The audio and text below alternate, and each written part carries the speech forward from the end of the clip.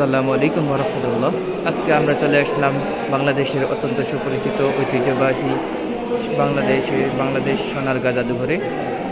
দেখতে পাচ্ছেন সোনারগাঁ জাদুঘরে সংরক্ষিত করে রাখা হয়েছে বিভিন্ন ধরনের আসবাবপত্র, যেগুলো প্রাচীনকালের ঐতিহ্য বহন করে রাখে।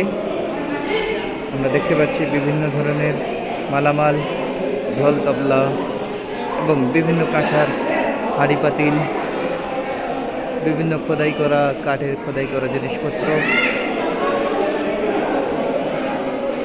আমরা দেখতে পাচ্ছি।